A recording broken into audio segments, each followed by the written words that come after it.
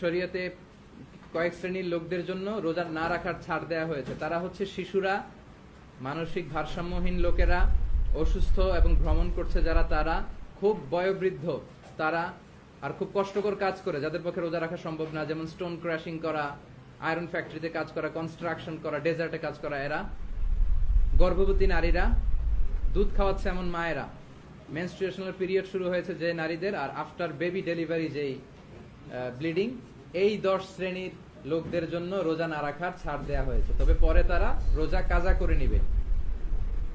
এই বিষয়টা ক্লিয়ার না সবার কাছে? আলহামদুলিল্লাহ।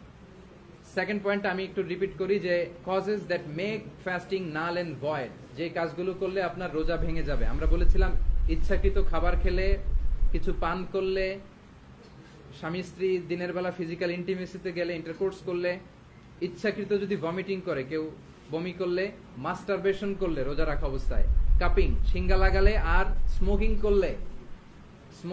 করলে রোজা ভেঙে যায়। এটা খেয়াল রাখবেন।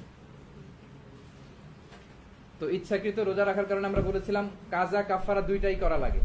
কাজা হচ্ছে একটার, কাফারা হচ্ছে 60টা রোজা, 60 রোজা আপনাকে রাখতে হবে, 60।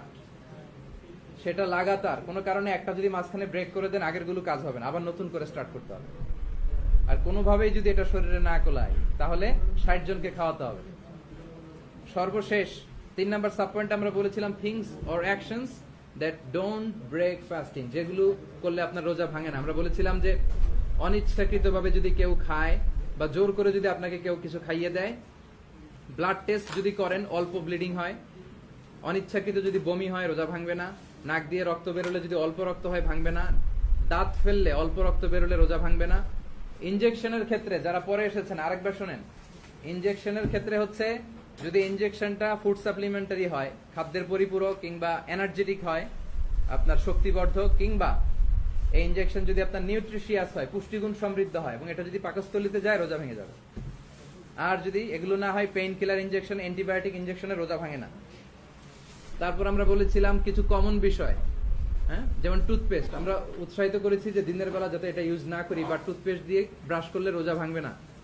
তারপর আই ড্রপ, এয়ার ড্রপ, তারপর আইলিনার, এরপরে insulin for diabetics, inhaler for asthma patient, perfume, এগুলোতে রোজা ভাঙে না। সাপোসিটরি দিলে রোজা ভাঙে না। এনাল মেডিসিন, পিল। নাকের ড্রপের ক্ষেত্রে আমরা বলেছিলাম স্কলারদের অনেক তর্ক বিতর্কে, এখানে বিশুদ্ধ মত, অথেন্টিক মত হচ্ছে যে রোজা ভেঙে যাবে। আমরা নাকের ড্রপটা রোজা রাখা অবস্থা দিতে পারবো না। আর সর্বশেষ আমরা বলেছিলাম যে শেফ যারা আছেন, যারা রান্না করেন, বাবুর্চি, তারা খাবারের স্বাদ নিতে পারবেন, স্বাদ নিয়ে ওইটা লবণ ঝাল এটা চেক করে কুলি করে ফেলে দিতে হবে আর কি, যেহেতু অনেক সময় অনেক মানুষের জন্য তারা রান্না করে।